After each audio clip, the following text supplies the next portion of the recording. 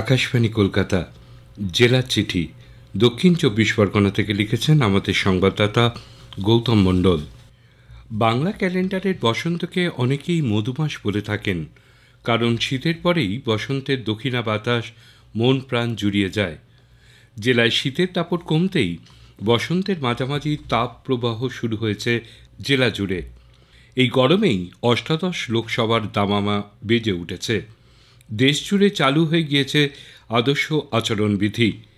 এই জেলায় 4টি লোকসভা আসনের ভোট দেশের তথা রাজ্যের শেষ দফায় 1 জুন, গণনা 4 জুন। জেলার নজরকাড়া আসন ডায়মন্ড হারবার ও যাদবপুর। এর মধ্যে যাদবপুর কেন্দ্রে তৃণমূল কংগ্রেস, বিজেপি ও বাম কংগ্রেস জোটের প্রার্থীদের নাম ঘোষণা হয়েছে। এই কেন্দ্রে সব রাজনৈতিক দলের প্রার্থীরা জোর কদমে প্রচার শুরু করে দিয়েছেন। জনসংযোগে এগিয়ে থাকতে চাইছেন সব প্রার্থীরাই। তবে ডায়মন্ড হারবার আসনে গতকাল পর্যন্ত তৃণমূল কংগ্রেস ছাড়া অন্য কোনো রাজনৈতিক দলের প্রার্থীর নাম ঘোষণা হয়নি। রাজনৈতিক পর্যবেক্ষকরা এই কেন্দ্রের প্রার্থী ঘোষণার দিকে তাকিয়ে আছেন, কারণ এই কেন্দ্রের লড়াই নিয়ে রাজ্য তথা দেশের নজর রয়েছে। এই কেন্দ্রে তৃণমূল কংগ্রেসের প্রার্থী দলের সর্বভারতীয় সাধারণ সম্পাদক অভিষেক ব্যানার্জি। ভোটকে কেন্দ্র করে জেলা প্রশাসনের তৎপরতাও বেড়েছে কয়েক গুণ। রিটার্নিং অফিসার তথা জেলা শাসক সুমিত গুপ্তার নেতৃত্বে একাধিক বৈঠক হয়েছে। সুষ্ঠু ও অবাধ নির্বাচনের লক্ষ্যে জেলা জুড়ে ইতিমধ্যেই আধা সামরিক বাহিনীর টহল শুরু হয়েছে। সর্বশেষ পরিসংখ্যান অনুযায়ী এই জেলার মোট ভোটার ৮৫,০১,৭৪৫ জন। এর মধ্যে পুরুষ ভোটার ৪২,৯২,৯৩১ জন, মহিলা ভোটার ৪২,০৮,৪৭২ জন, তৃতীয় লিঙ্গের ভোটার ৩৪২ জন। এই জেলায় মোট বুথের সংখ্যা ৮,৮২৯টি। এর মধ্যে সম্পূর্ণভাবে মহিলা পরিচালিত বুথ থাকছে ১,৬৭৩টি। রঙের উৎসব সাড়ম্বরের সঙ্গে পালিত হল জেলা জুড়ে।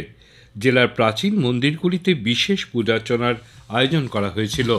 অন্যদিকে সুন্দরবনের বাসিন্দারা ম্যানগ্রোভকে আবির ও রং দিয়ে বন রক্ষার শপথ নিল। দোলের সকালে বাসন্তীর হরেকৃষ্ণপুর গ্রামের ৮ থেকে ৮০ জড়ো হয়েছিল স্থানীয় বিদ্যা নদীর পাড়ে। উপকূল বরাবর একটি শোভাযাত্রা বের হয়। বাদাবন ও বন্যপ্রাণ রক্ষার বার্তা ছিল ওই শোভাযাত্রায়। এছাড়াও অন্যতম আকর্ষণ ছিল বনবিবি, রয়্যাল বেঙ্গল টাইগার, হাতি সহ বন্যপ্রাণীর সাজে বহুরূপীরা। শোভাযাত্রার শেষ নদীর চরে ম্যানগ্রোভে আবির ও রং লাগিয়ে দিয়ে বাদাবন রক্ষার শপথ নেয়। এই শোভাযাত্রায় পড়ুয়া সংখ্যা ছিল সবচেয়ে বেশি। বর্তমান প্রজন্মের সুন্দরবনবাসীর এই অভিনব দোলযাত্রা নজর কেড়েছে পরিবেশ কর্মীদের। গত 14ই মার্চ ছিল বিশ্ব নদী দিবস। ওই দিনটি সাড়ম্বরে পালিত হল সুন্দরবনের পাথর প্রতিমাতে। একটি স্বেচ্ছাসেবী সংস্থা ও জেলা বন দপ্তরের উদ্যোগে সুন্দরবনের নদী নালা রক্ষার শপথ নেয় এলাকার মানুষ। নদীকে পুজো করেন মহিলারা। রীতিমতন পুরোহিতের মন্ত্রোচ্চারণের মাধ্যমে চলে পূজার্চনা। পরে মহিলারা নৌকায় করে পাথর প্রতিমার জি প্লট এলাকার বেশ কিছু নদীতে প্ল্যাকার্ড হাতে প্রচারও চালান। নদী নালা রক্ষা হলেই প্রকৃতি রক্ষা হবে। পাশাপাশি নদীতে মাছ কাঁকড়া ধরে জীবিকা নির্বাহ হবে সুন্দরবনের প্রান্তিক মানুষদের। মার্চের ২৭ তারিখ থেকে শুরু হলো সুন্দরবনের মধু সংগ্রহের কাজ। জেলা বন বিভাগের পক্ষ থেকে এবারে ৯১টি দলকে জঙ্গলে ঢোকার ছাড়পত্র বা বিএলসি দেওয়া হয়েছে। ৯১টি দলে মোট ৪৩০ জন সদস্য আছেন। কুলতলি বিট অফিস থেকে মৌলদের লাইসেন্স দেওয়ার পাশাপাশি মুখোশ, স্যানিটাইজার, গ্লাভসও দেওয়া হয়েছে। এছাড়া বন দপ্তরের পক্ষ থেকে প্রতিটি মৌলের জন্য ২ লক্ষ টাকার জনতা বীমা করে দেওয়া হয়েছে। এবারে মধু সংগ্রহের লক্ষ্যমাত্রা রাখা হয়েছে ১০ মেট্রিক টন। মৌলদের থেকে মধু সংগ্রহ করবে রাজ্য বন বিভাগ। আগামী ২ মাস ধরে চলবে মধু সংগ্রহের কাজ। বনবিবির মন্দিরে পুজো দিয়ে রওনা দিয়েছেন মৌলদের দল। এই সময় মৌলদের স্ত্রীরা স্বামীর কল্যাণে অশৌচ পালন করেন।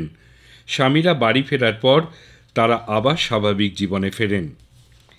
জেলার চিঠি শেষ হল। দক্ষিণ ২৪ পরগনা থেকে পাঠিয়েছেন আমাদের সংবাদদাতা গৌতম মণ্ডল।